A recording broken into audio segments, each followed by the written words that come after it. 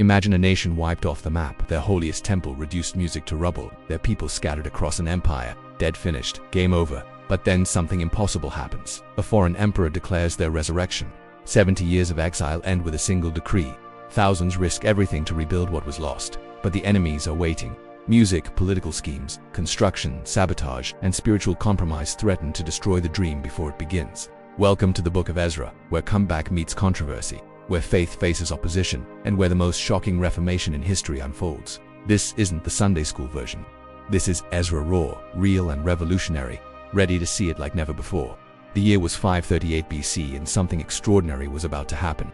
King Cyrus of Persia had just conquered Babylon, the mighty empire that had destroyed Jerusalem and taken God's people as prisoners. But instead of continuing the cycle of oppression, this foreign king was about to make a decision that would change everything. What Cyrus didn't know was that God had already spoken about him by name through the prophet Isaiah. 150 years before he was even born, Isaiah had called him God's shepherd and anointed one. Now, as recorded in the first chapter of Ezra, verse 1 tells us that the Lord stirred up the spirit of Cyrus, king of Persia. This wasn't political calculation or military strategy. This was divine intervention, working through a pagan ruler's heart. The proclamation that followed would echo throughout his entire kingdom. As chapter 1's 2-4 record, "Thus says Cyrus, king of Persia, the Lord, the God of heaven, has given me all the kingdoms of the earth, and he has charged me to build him a house at Jerusalem, which is in Judah. Whoever is among you of all his people, may his God be with him, and let him go up to Jerusalem, which is in Judah, and rebuild the house of the Lord, the God of Israel. He is the God who is in Jerusalem. And let each survivor in whatever place he sojourns be assisted by the men of his place with silver and gold, with goods and with beasts, besides freewill offerings for the house of God that is in Jerusalem."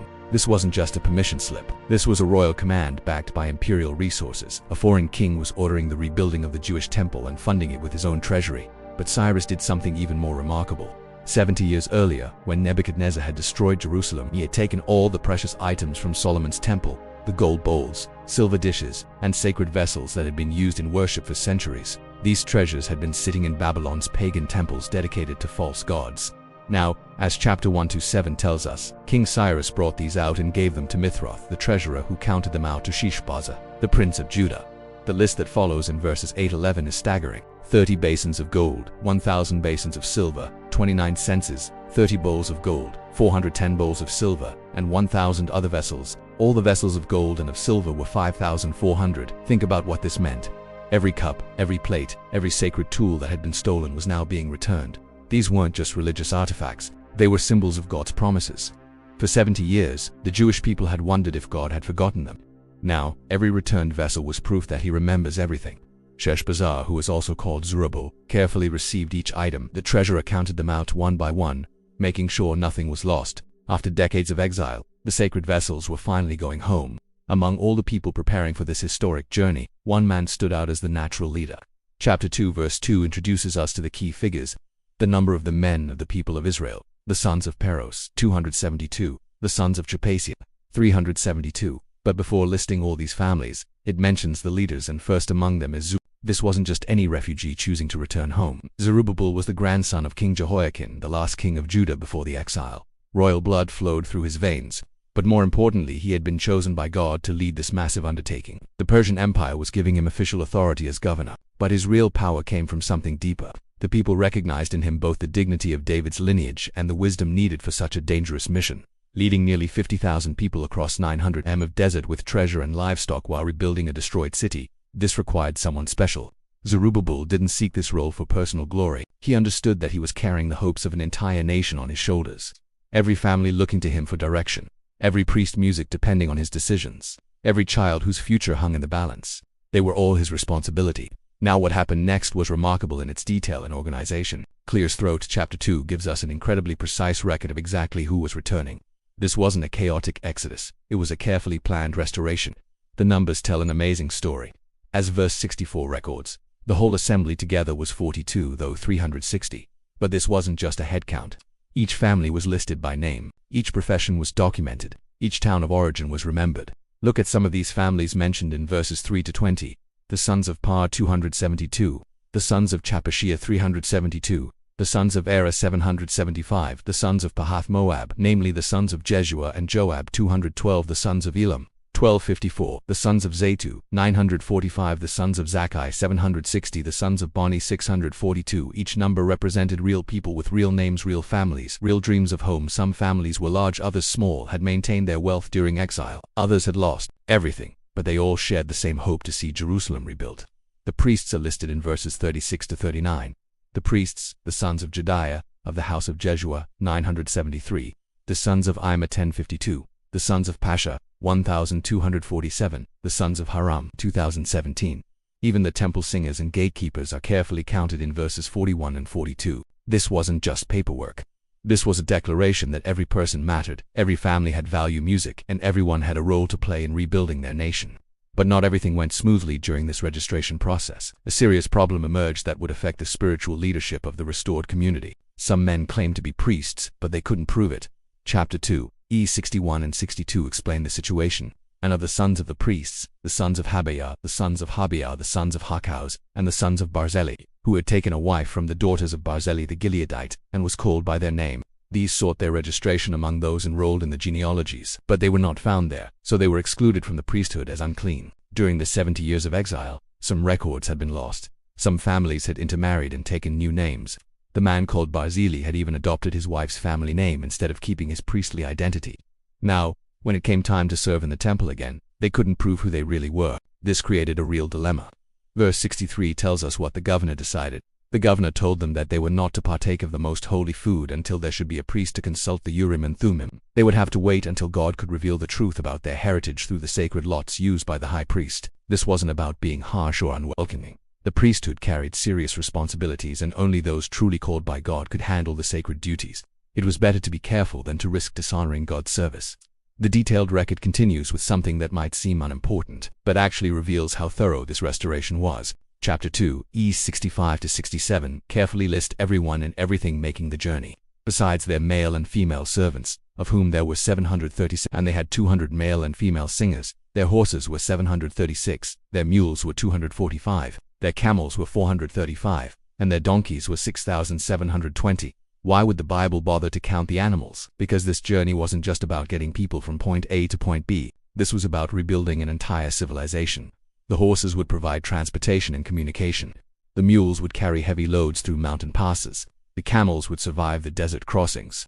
The donkeys would do the daily work of construction and farming. Even the 7,837 servants weren't forgotten in this count. These weren't slaves being dragged along against their will. Many of them had chosen to stay with Jewish families during the exile, and now they were choosing to make this dangerous journey together. They had become part of the community. The 200 singers mentioned here would have a special role in the restored temple worship. Music had always been central to Jewish faith, and these men and women would help bring joy and praise back to Jerusalem's streets. Every person and every animal represented hope for the future. This wasn't just an escape from Babylon. It was the foundation for rebuilding everything they had lost. As the great journey was being organized, something beautiful began to happen. Wealthy families started opening their treasuries to fund the restoration. Chapter 2, E68 and 69 record this generous response. Some of the heads of families, when they came to the house of the Lord that is in Jerusalem, made free will offerings for the house of God to erect it on its site. According to their ability, they gave to the treasury of the work 61,000 dirks of gold, 5,000 mazes of silver, and 100 priests' garments. These weren't required taxes or forced contributions. These were free will offerings, gifts given from the heart because people believed in what God was doing. The amounts were staggering. 61,000 dirks of gold would be worth millions in today's money.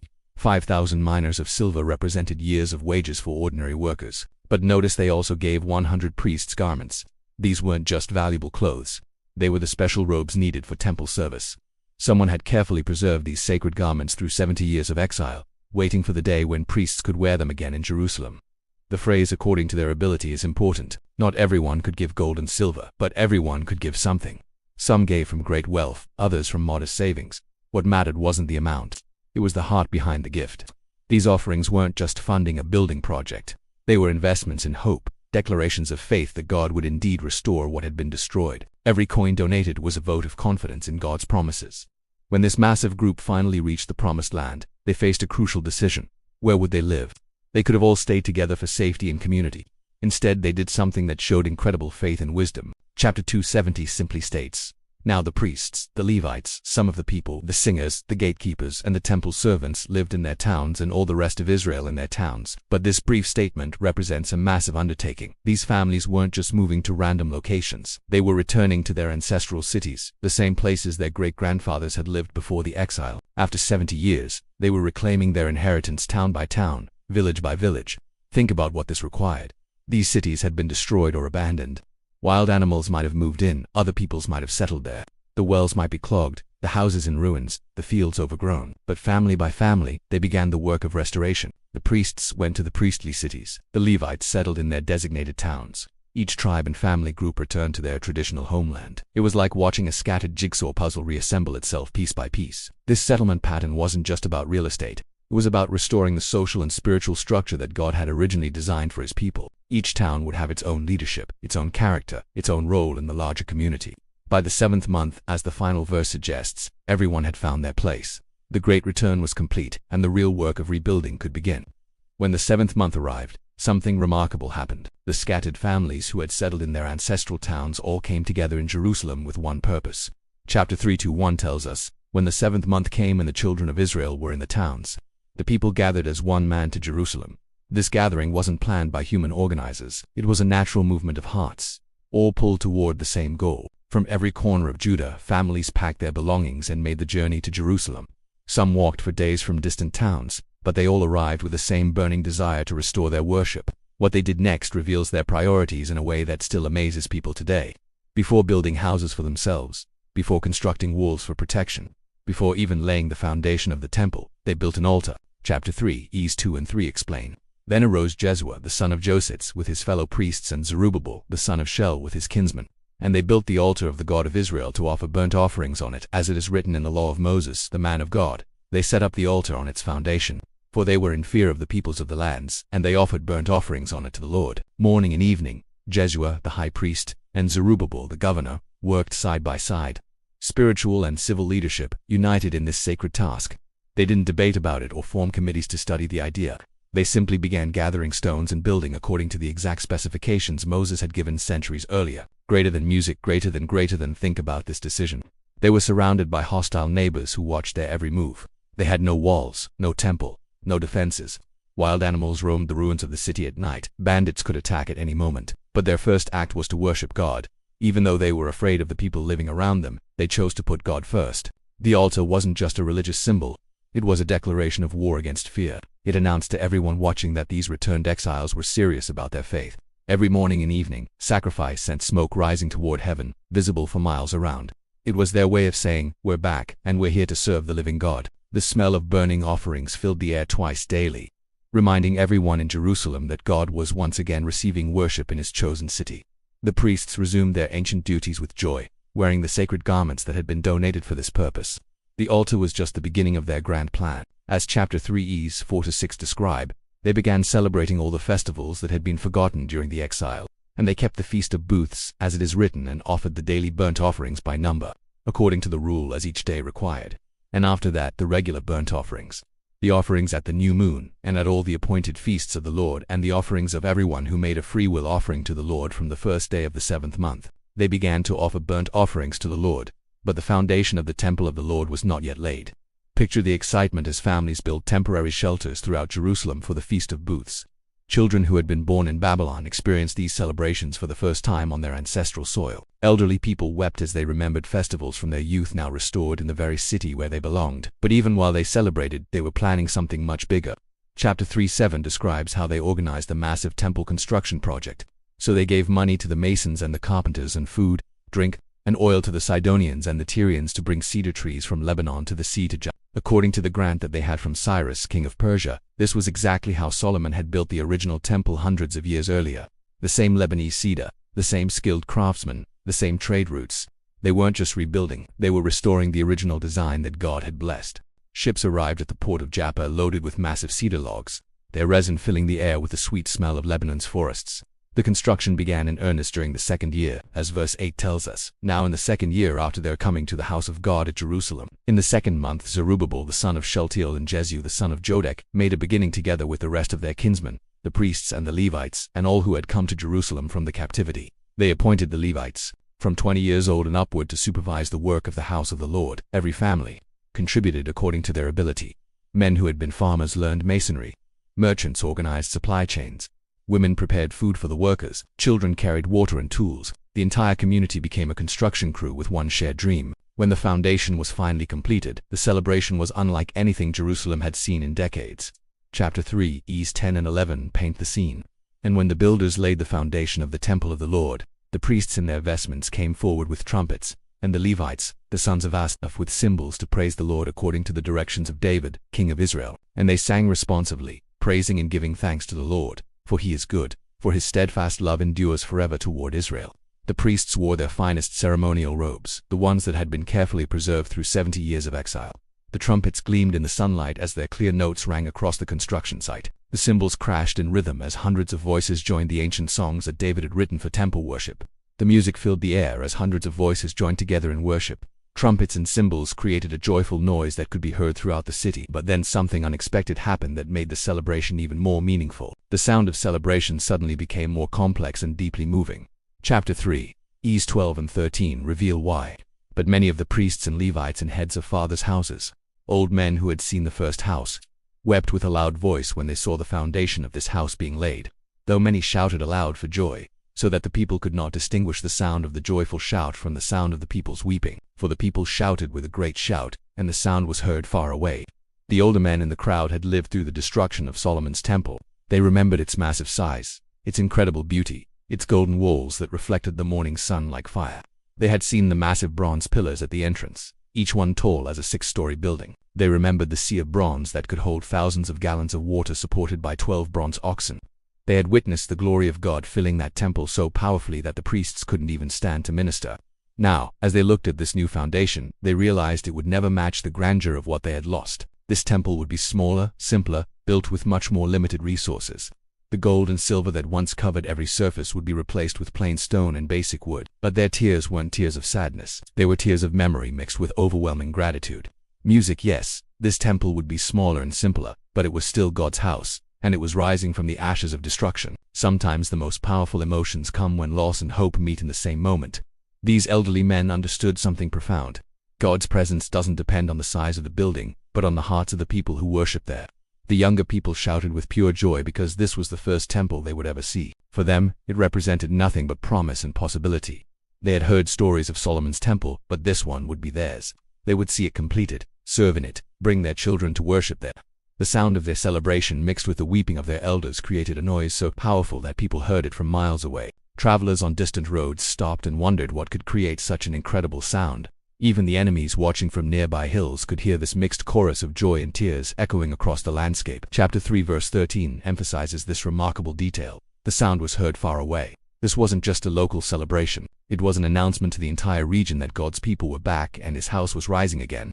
The sound of that celebration reached the wrong ears. Chapter 4-1 introduces a new problem that would change everything.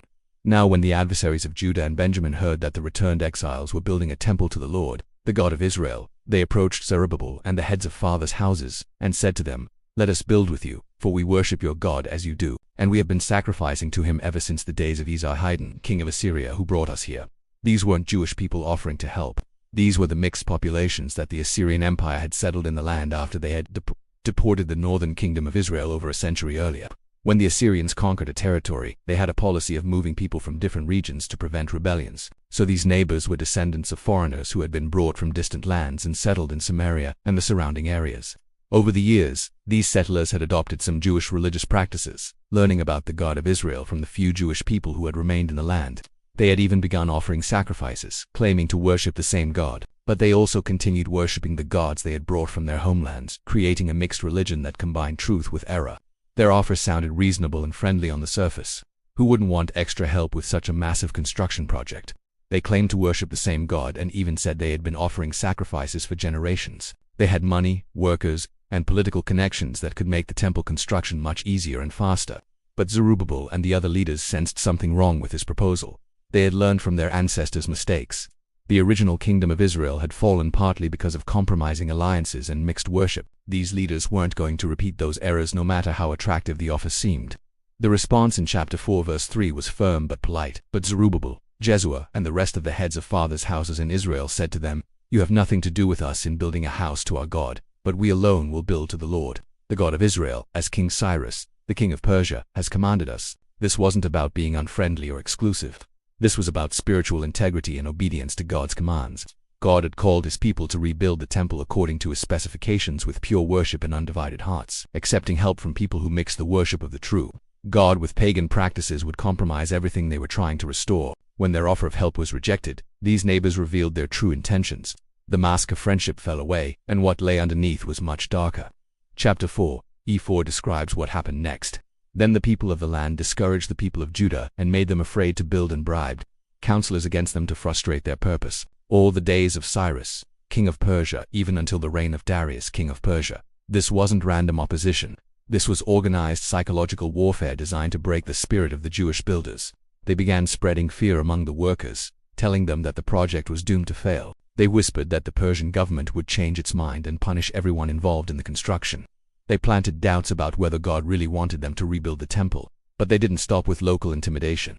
They hired professional lobbyists and political advisors to work against the Jews in the Persian court. These were experts in palace politics who knew how to influence government officials and delay projects through bureaucratic red tape. Money changed hands as bribes were paid to anyone who might be able to slow down or stop the temple construction. Day after day, year after year, these opponents kept up their campaign of discouragement. Every time the Jews made progress, someone would appear with a new reason why they should stop. Every time they gained momentum, a fresh wave of threats and warnings would slow them down. Workers would arrive at the construction site only to be told that new regulations made their work illegal. Suppliers would suddenly raise their prices or refuse to deliver materials. The phrase, "all the days of Cyrus, king of Persia," means this went on for years. Cyrus had given them permission to build, but he was busy running a massive empire and couldn't stop every local official from making their lives difficult. The opposition was patient, persistent, and well-funded. They understood that they didn't need to win a single dramatic victory. They just needed to make the project so difficult and discouraging that the Jews would eventually give up. The Jewish builders found themselves looking over their shoulders constantly, wondering when the next obstacle would appear. Construction slowed as fear began to replace the joy they had felt during the foundation ceremony. Some workers began to wonder if maybe their opponents were right. Maybe this whole project was a mistake. The situation became much worse when Cyrus died and the Persian throne changed hands. Political upheaval in the empire created new opportunities for the enemies of the Jews. But the real crisis came when a king named Artaxerxes took power and these opponents saw their chance for a decisive blow. Chapter 4, E6-16 describe a formal legal attack on the temple project that was far more dangerous than anything they had tried before. The enemies wrote an official letter of accusation, as verse 6 mentions. And in the reign of Artaxerxes, Bishlam and Mithroth and Tibble and the rest of their associates wrote to Artaxerxes, king of Persia. The letter was written in Aramaic and translated. This wasn't a casual complaint. This was a formal diplomatic document written in the official language of the Persian government and carefully translated to ensure the king would understand every word. The letter was signed by multiple officials, giving it weight and credibility. These weren't random troublemakers. These were people with official positions and political influence. They presented themselves as loyal servants of the Persian Empire who were concerned about a growing threat to imperial security. Their accusations were serious and carefully calculated. "Be it known to the king that the Jews who came up from you to us have gone to Jerusalem. They are rebuilding that rebellious and wicked city. They are finishing the walls and repairing the foundations. Now, be it known to the king that if this city is rebuilt and the walls finished, they will not pay tribute, custom, or toll, and the royal revenue will be impaired." Notice how cleverly they twisted the truth. The Jews weren't rebuilding the city walls. They were building the temple. But by calling Jerusalem rebellious and wicked, they made it sound like the Jews were planning a revolt against Persian authority. They claimed the king would lose tax revenue, appealing directly to his financial interests and making the issue seem like a threat to the entire empire. The letter continued with a warning that seemed reasonable and patriotic. "Now, because we eat the salt of the palace, and it is not fitting for us to witness the king's dishonor, therefore we send and inform the king in order that search may be made in the book of the records of your fathers. You will find in the book of the records and learn that this city is a rebellious city, hurtful to kings and provinces, and that sedition was stirred up in it from of old. That was why this city was laid waste." By saying they eat the salt of the palace, they were using a Persian expression that meant they were loyal servants of the king. They claimed they couldn't stand by and watch the king be dishonored by allowing this dangerous situation to continue. Then they made a brilliant move. They asked the king to check his own records to verify their claims. King Artaxerxes took these accusations seriously. When you're running an empire that stretches from India to Ethiopia, you can't ignore reports of potential rebellions. Chapter 4, E1720. Record his thorough response. The king sent an answer to Reham the commander and Shimshai the scribe and the rest of their associates who live in Samaria and in the rest of the province beyond the river, greeting And now the letter that you sent to us has been plainly read before me. And I made a decree, and search has been made. And it has been found that this city from of old has risen against kings, and that rebellion and sedition have been made in it. And mighty kings have been over Jerusalem, who ruled over the whole province beyond the river, to whom tribute, custom, and toll were paid. The king didn't just take their word for it. He ordered a complete investigation. Persian record-keeping was incredibly detailed, and the royal archives contained documents going back hundreds of years. When his scribes searched through these records, they found exactly what the accusers had predicted they would find. Jerusalem had indeed rebelled against previous empires. Kings like Nebuchadnezzar had destroyed the city precisely because of such rebellions. The record showed that Jerusalem had been a major power center in the region, with kings who had controlled vast territories and collected taxes from many provinces. From a purely political perspective, the accusation seemed completely valid. The king's research revealed that Jerusalem had been destroyed because it was rebellious and wicked. The records documented multiple instances of sedition and revolt. Any reasonable ruler reading this information would conclude that rebuilding Jerusalem was indeed a serious threat to imperial security. But the king went further than just investigating the claims. Chapter 4:21 continues his decree. Therefore, make a decree that these men be made to cease, and that this city be not rebuilt until a decree is made by me. And take care not to be slack in this matter. Why should damage grow to the hurt of the king?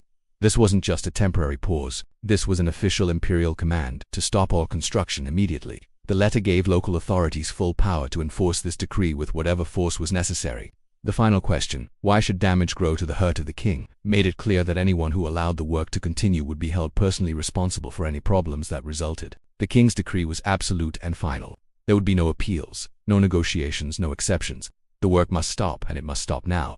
The response was swift and devastating. Chapter 4, E's 23 and 24.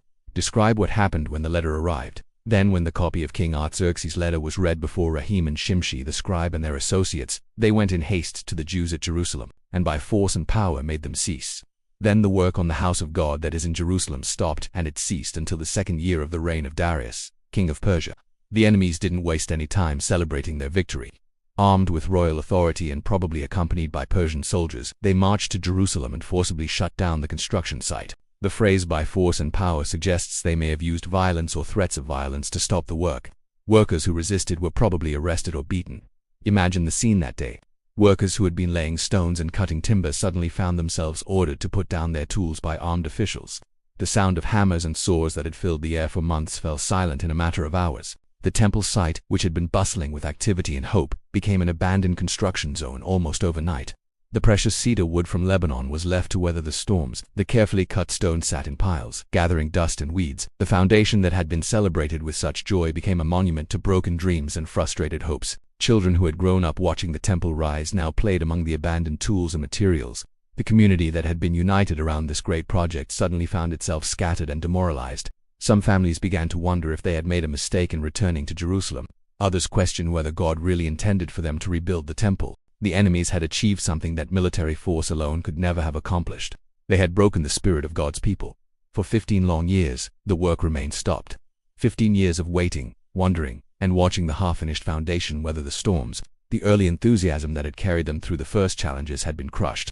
By legal maneuvering and political pressure, the joy that had mixed with tears during the foundation ceremony became just a memory of better days. But this wasn't the end of the story, though the people couldn't know that yet. God's plans cannot be stopped forever by human opposition, even when that opposition comes with imperial authority and legal documents. Sometimes God allows his people to experience setbacks and delays to prepare them for something even greater than what they originally imagined. For 15 long years, the temple foundation had sat unfinished. Weeds grew between the stones and rain had weathered the exposed surfaces. The people had grown comfortable with their unfinished project, focusing on their own houses while God's house remained in ruins. Then something extraordinary happened that changed everything. Chapter 5:1 records the moment when heaven broke through the silence. Now the prophets Haggai and Zechariah the son of Iddo prophesied to the Jews who were in Judah and Jerusalem in the name of the God of Israel who was over them. Two men called by God at exactly the same time began declaring messages that set hearts on fire. Haggai was an older prophet who may have remembered the first temple. His words were direct and challenging, asking the people hard questions about their priorities. Zechariah was younger, filled with visions and dreams of what God wanted to accomplish. These weren't just religious teachers giving gentle encouragement. These were prophets speaking with divine authority, carrying messages straight from the throne of God. When they opened their mouths, the very words of the Almighty came forth with power that penetrated hearts and stirred consciences. Haggai's message was especially pointed.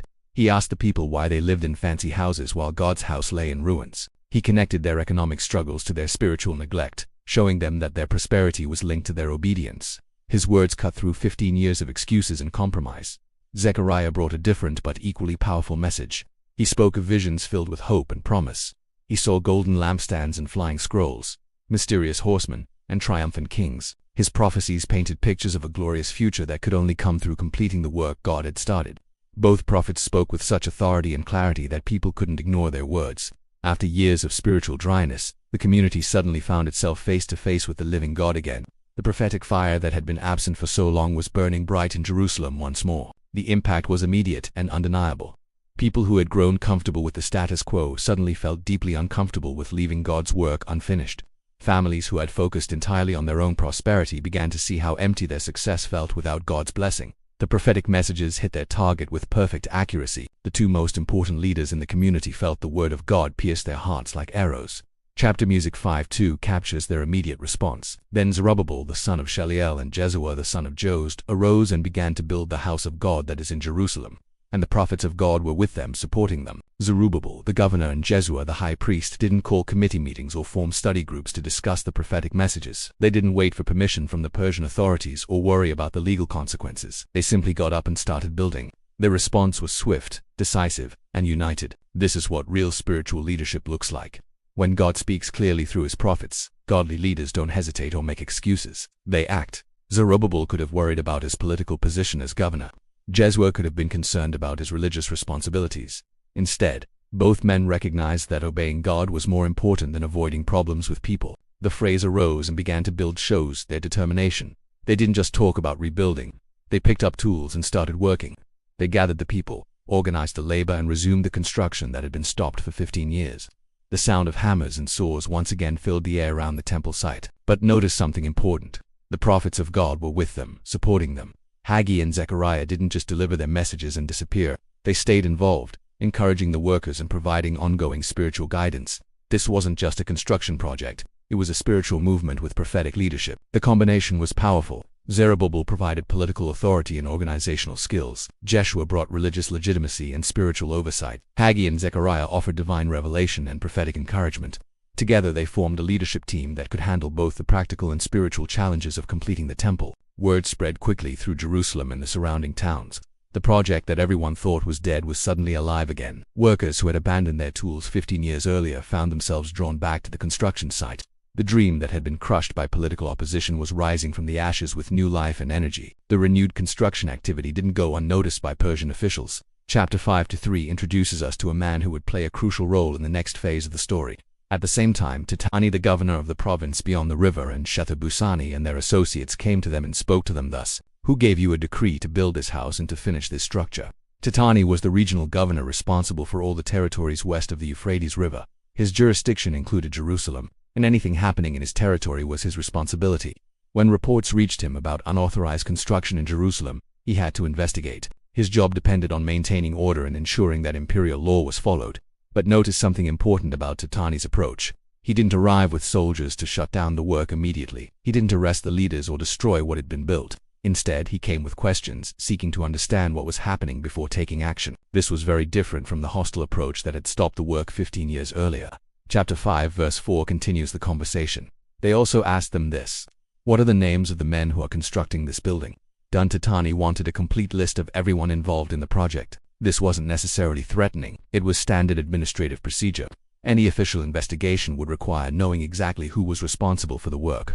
The Jewish leaders could have panicked at this point. After all, they had restarted construction without getting new permission from the current king. They were technically violating the decree that had stopped their work 15 years earlier. They could have stopped building and tried to negotiate, or they could have ignored the governor's questions and hoped he would go away. Instead, they did something remarkable. Chapter 5-5 tells us, "But the eye of their God was on the elders of the Jews, and they did not stop them until the report should reach Darius, and then an answer be returned concerning this matter." The Jewish leaders answered Tatani's questions honestly and completely. They told him about Cyrus's original decree and their authorization to rebuild the temple. They explained their history and their purpose. Most importantly, they kept working while they talked. They didn't let fear stop their progress. Tatani's response was surprisingly reasonable. Instead of shutting down the work immediately, he decided to investigate their claims before taking action. This was either divine providence or exceptional wisdom, probably both. Tatani faced a difficult situation. The Jews claimed they had legitimate authority to build, but the previous decree from Artaxerxes had clearly stopped all construction. Rather than make a decision that might anger the king either way, he chose to seek guidance from the highest authority. Chapter 5. Es 6 and 7 describe his solution. This is a copy of the letter that Tatani, the governor of the province beyond the river, and Shetha-Bosani and his associates, the governors who were in the province beyond the river, sent to Darius the king. They sent him a report in which was written as follows. This letter was a masterpiece of diplomatic writing. Ate presented the facts objectively without taking sides or making recommendations. He simply told the king what he had found and asked for instructions on how to proceed. The letter begins in verses 8 and 9. To Darius the king, all peace. Be it known to the king that we went to the province of Judah, to the house of the great God. It is being built with huge stones, and timber is being laid in the walls. This work goes on diligently and prospers in their hands. Notice how Tatana described what he saw. He called it the house of the great God, showing respect for the Jewish faith. He mentioned that the work was being done with huge stones, indicating quality construction. Most importantly, he observed that this work goes on diligently and prospers in their hands, suggesting that God was blessing the project. The letter continues in verses 10-11 with the questions he had asked. Then we asked those elders and spoke to them thus. Who gave you a decree to build this house and to finish this structure? But we also asked them their names for your information, so that we might write down the names of their leaders. Tatana had done his job thoroughly. He had asked the right questions and gathered all the necessary information. He wasn't trying to protect the Jews or attack them. He was simply presenting the facts and letting the king decide. Then came the crucial part of the letter recorded in verses 12-16. And this was their reply to us. We are the servants of the God of heaven and earth, and we are rebuilding the house that was built many years ago, which a great king of Israel built and finished. But because our fathers had angered the God of heaven, he gave them into the hand of Nebuchadnezzar, king of Babylon, the Chaldean, who destroyed this house and carried away the people to Babylonia. However, in the first year of Cyrus, king of Babylon, Cyrus the king made a decree that this house of God should be rebuilt. The Jewish leaders had given Tatani a complete history lesson. They explained how the original temple had been built by Solomon, destroyed by Nebuchadnezzar because of their ancestors' sins, and authorized for rebuilding by Cyrus. They didn't try to hide their past or make excuses for their ancestors' failures. The letter concludes in verse 17 with Tatani's request. Therefore, if it seems good to the king, let search be made in the royal archives there in Babylon to see whether a decree was issued by Cyrus the king for the rebuilding of this house of God in Jerusalem, and let the king send us his pleasure in this matter. This was exactly the right approach. Instead of making assumptions or guessing what the king would want, Tatani suggested a thorough investigation of the royal records. He was putting the decision entirely in King Darius's hands. King Darius received Tatani's letter and faced a decision that could affect the stability of his empire. If the Jews were building illegally, he needed to stop them to maintain order. But if they had legitimate authority from a previous king, stopping them would be an injustice that could cause other problems. Chapter 6 verse 1 records his wise response. Then Darius the king made a decree, and search was made in Babylon in the house of the archives where the documents were stored. The Persian Empire was famous for its detailed record-keeping. Every royal decree, every treaty, every important document was carefully preserved in massive archive buildings. These weren't just filing cabinets. They were enormous libraries containing the administrative history of the greatest empire the world had ever seen. The search began in Babylon, the logical place to look for documents from Cyrus's reign. Teams of scribes combed through thousands of scrolls and tablets, looking for any reference to Jerusalem, the Jewish temple, or Cyrus's policy toward the exiled peoples. Day after day, they searched through the carefully organized archives, but the document wasn't found in Babylon. Chapter 6:22 reveals where it was discovered. And in Ecbatana, the citadel that is in the province of Media, a scroll was found on which this was written, a record. Claire's throat and music. Ecbatana was the summer capital of the Persian Empire, located in the mountains where the royal court spent the hot months. The fact that Cyrus's decree was found there suggests it may have been issued during the summer season when the king was at his mountain palace. The scroll that was found contained exactly what the Jews had claimed. Chapter 6, Es 3-5, record the original decree. In the first year of Cyrus the king issued a decree concerning the house of God at Jerusalem. Let the house be rebuilt, the place where sacrifices were offered, and let its foundations be retained. Its height shall be 60 cubits, and its width 60 cubits, with 3 layers of great stones and 1 layer of timber. Let the cost be paid from the royal treasury. And also let the gold and silver vessels of the house of God, which Nebuchadnezzar took out of the temple that is in Jerusalem and brought to Babylon, be restored and brought back to the temple that is in Jerusalem, each to its place, and you shall put them in the house of God. This was even more than the Jews had claimed. Not only did Cyrus authorize the rebuilding, but he specified the dimensions, ordered that it be funded from the royal treasury, and commanded the return of all the temple treasures. The decree was detailed, specific, and completely legitimate. The discovery vindicated everything the Jewish leaders had told Tatani. They hadn't been exaggerating or making false claims. If anything, they had been modest in describing the scope of their authorization. Cyrus hadn't just given them permission, he had commanded them to rebuild and promised to pay for it. Finding Cyrus's original decree put King Darius in a clear position. His predecessor had not only authorized the temple construction, but had commanded it and promised to fund it. Any king who ignored or reversed such a decree would be admitting that Persian royal decrees weren't reliable. Chapter 6, E's 6-7 record Darius's response. Now therefore, Tatani, governor of the province beyond the river, Shethar-Bosani and your associates, the governors who are in the province beyond the river, keep away from there. Let the work on this house of God alone. Let the governor of the Jews and the elders of the Jews rebuild this house, music of God on its site.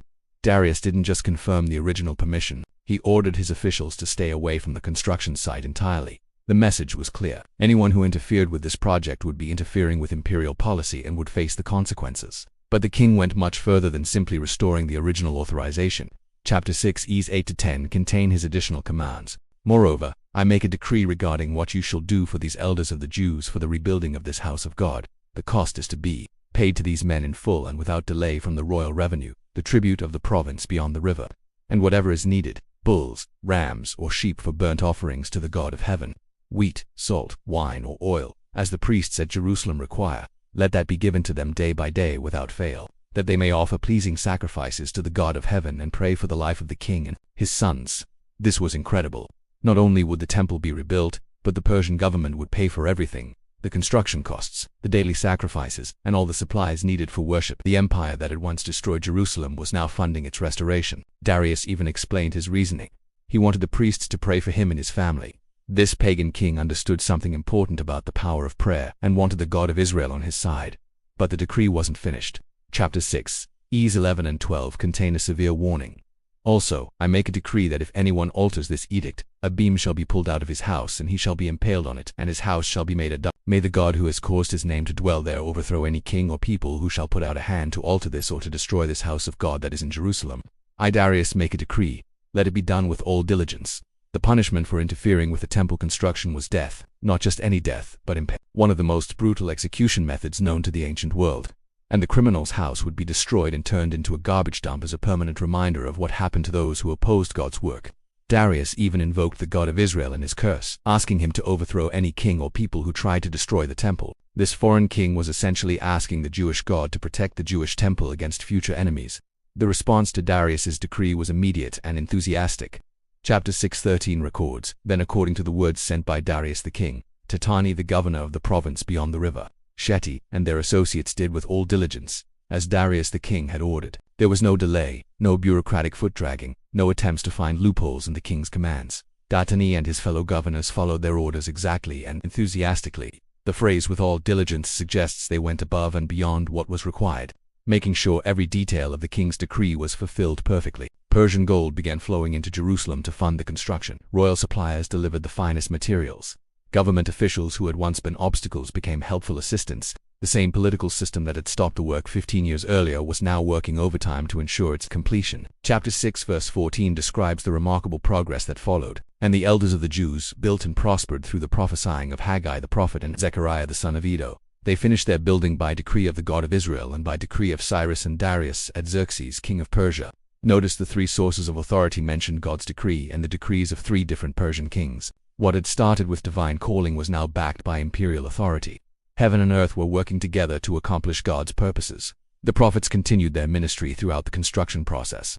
Haggai and Zechariah didn't just spark the revival, they sustained it. When workers faced difficult challenges, the prophets were there with encouragement. When technical problems arose, they provided spiritual perspective. When opposition attempted to resurface, they reminded everyone of God's promises. Chapter 6 verse 15 records the moment everyone had been waiting for. And this house was finished on the 3rd day of the month of Adar in the 6th year of the reign of Darius the king. After 21 years of starts and stops, the temple was finally complete. The date was carefully recorded, the 3rd day of Adar in the 6th year of Darius, which corresponds to March 12,515 BC. This wasn't just the end of a construction project. It was the fulfillment of divine promises and the vindication of persistent faith. The temple that rose from the foundation of tears and joy was smaller than Solomon's original temple, but it was no less precious to God. It represented the faithfulness of people who refused to give up on God's promises, even when those promises seemed impossible to fulfill. With the construction finally complete, it was time for the celebration that had been 21 years in the making. Chapter 6:1-16 sets the scene. And the people of Israel, The priests and the Levites and the rest of the returned exiles celebrated the dedication of this house of God with joy. This wasn't just a ribbon-cutting ceremony or a formal religious service. This was an explosion of joy that had been building up for over 2 decades. Families who had worked on the foundation as young adults now brought their children to see the completed temple. Elderly people who had wondered if they would live to see this day found themselves dancing with tears of gratitude streaming down their faces. The dedication involved massive sacrifices as recorded in chapter 6 verse 17. They offered at the dedication of this house of God 100 bulls, 200 rams, 400 lambs, and as a sin offering for all Israel 12 male goats, according to the number of the tribes of Israel. These numbers represent an enormous celebration. 100 bulls, 200 rams, and 400 lambs meant that thousands of people would feast together in the presence of God. The 12 goats for the sin offering showed that this dedication included all 12 tribes of Israel. Music, even though only people from Judah and Benjamin had returned from exile, but the celebration wasn't just about food and festivities. Chapter Music 6 verse 18 records the restoration of the temple's organizational structure, and they set the priests in their divisions and the Levites in their courses for the service of God at Jerusalem. As it is written in the Book of Moses, this was just as important as the building itself. The temple wasn't just a beautiful structure, it was the center of Israel's worship system. The priests were organized into their ancient divisions, with each group serving during specific weeks throughout the year. The Levites resumed their various responsibilities as singers, musicians, gatekeepers, and assistants. Everything was done as it is written in the Book of Moses, showing their commitment to following God's original instructions rather than making up new traditions. They were restoring not just a building, but an entire system of worship that connected them to their ancestors and to God's covenant promises. The celebration reached its climax with the observance of Passover. As chapter 6 Es 19:22 describe, on the 14th day of the first month, the returned exiles kept the Passover, for the priests and the Levites had purified themselves together. All of them were clean, so they slaughtered the Passover lamb for all the returned exiles, for their fellow priests, and for themselves. It was eaten by the people of Israel who had returned from exile, and also by everyone who had joined them and separated himself from the uncleanness of the peoples of the land to worship the Lord, the God of Israel. And they kept the feast of unleavened bread 7 days with joy. For the Lord had made them joyful and had turned the heart of the king of Assyria to them, so that he aided them in the work of the house of God, the God of Israel. This Passover was special in several ways. It was the first one celebrated in the completed temple, making it a true homecoming feast. But notice that it included not just the returned exiles, but also everyone who had joined them and separated himself from the uncleanness of the peoples of the land. Some of the local inhabitants had chosen to join the Jewish community and worship the true God. The final verse mentions something remarkable. God had turned the heart of the king of Assyria to them. This is referring to the Persian king. The text uses Assyria because Persia had conquered the territories once ruled by Assyria. The same empire that had once been their enemy was now their ally, providing funding and protection for God's work. 60 years had passed since the temple's completion. The building was beautiful. The sacrifices were offered daily, but the spiritual heart of the people needed attention. That's when God raised up a remarkable man for a special mission. Chapter 7 verse 1 introduces us to this new leader. Now after this, in the reign of Artaxerxes, king of Persia, Ezra, the son of Sariah, son of Azariah, son of Hilkiah, son of Aaron, the chief priest. This wasn't just any religious teacher. Ezra's family line traced all the way back to Aaron, the first high priest of Israel. But Ezra had developed skills that went far beyond temple duties. Music chapter 7-6 tells us what made Ezra special. This Ezra went up from Babylonia. He was a scribe skilled in the law of Moses that the Lord, the God of Israel, had given, and the king granted him all that he asked. For the hand of the Lord his God was on him. Ezra wasn't just a priest, he was a scribe, an expert in God's written word, while other priests focused on sacrifices and ceremonies. Ezra had spent years studying, copying, and teaching the scriptures. Chapter 7 verse 10 reveals the secret of Ezra's effectiveness. For Ezra had set his heart to study the law of the Lord, and to do it, and to teach his statutes and rules in Israel. Notice the order: study, do, then teach. Ezra didn't just learn about God's law, he lived it. Only after experiencing the law personally did he begin teaching it to others. King Artaxerxes didn't just give Ezra permission to travel. He wrote him a letter that gave him almost unlimited authority. Chapter 7, Es 11 and 12 introduced this remarkable document. This is a copy of the letter that King Artaxerxes gave to Ezra the priest, the scribe, a scribe of the words of the commandments of the Lord. Artaxerxes, king of kings, to Ezra the priest, the scribe of the law of the God of heaven, peace. Chapter 7-3 contains the first grant.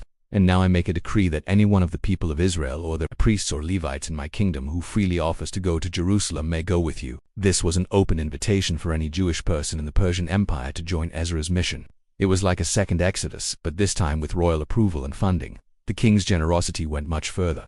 Chapter 7, Es 19:20 to explain, the vessels that have been given you for the service of the house of your God.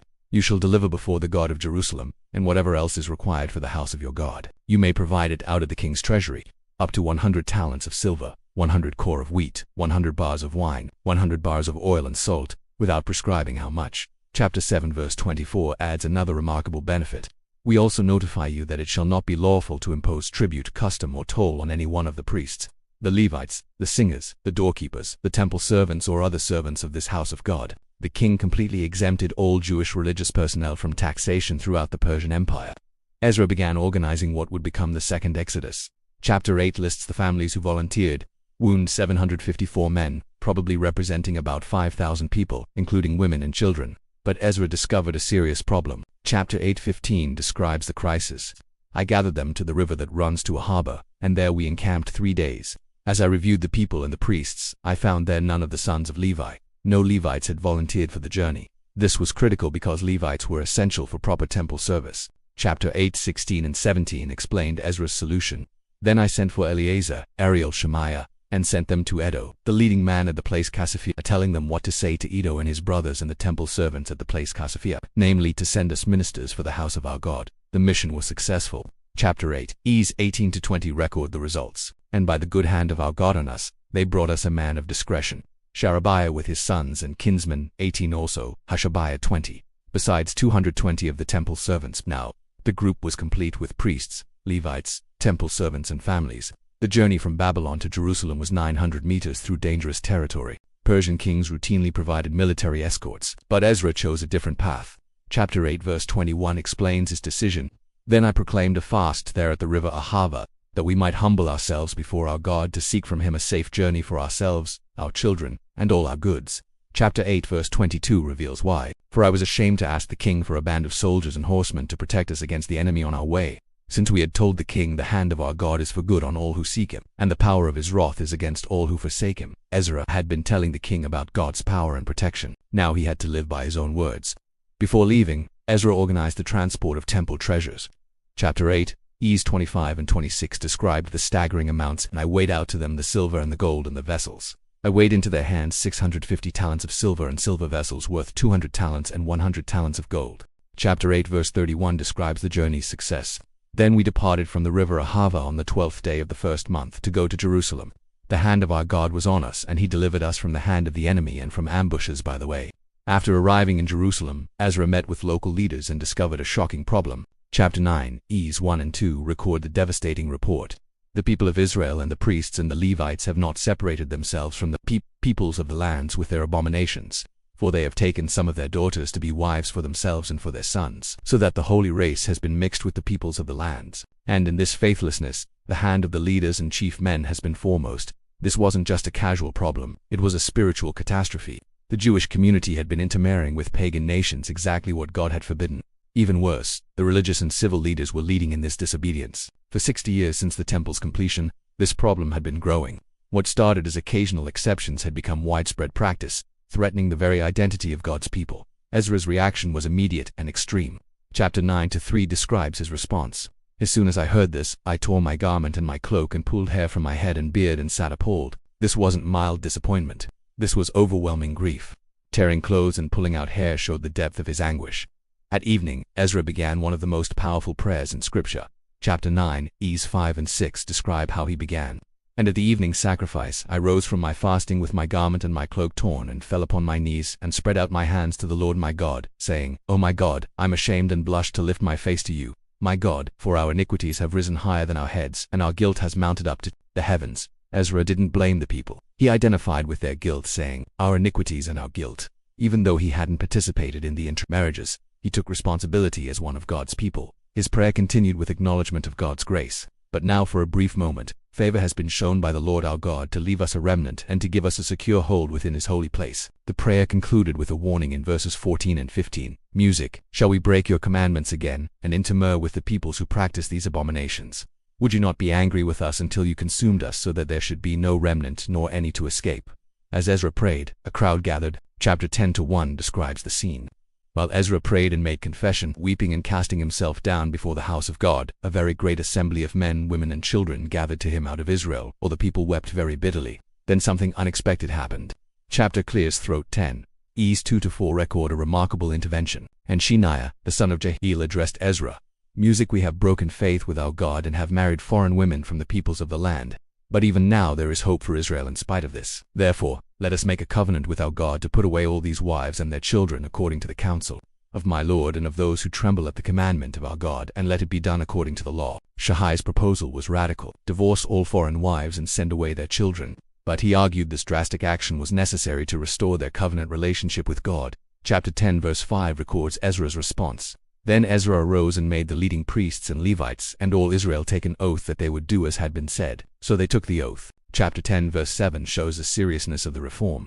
And a proclamation was made throughout Judah and Jerusalem to all the returned exiles that they should assemble at Jerusalem, and that if anyone did not come within 3 days by order of the officials and the elders, all his property should be forfeited and he himself banned from the congregation of the exiles. The response was overwhelming. Chapter 10, Es 9 and 10, describe the scene.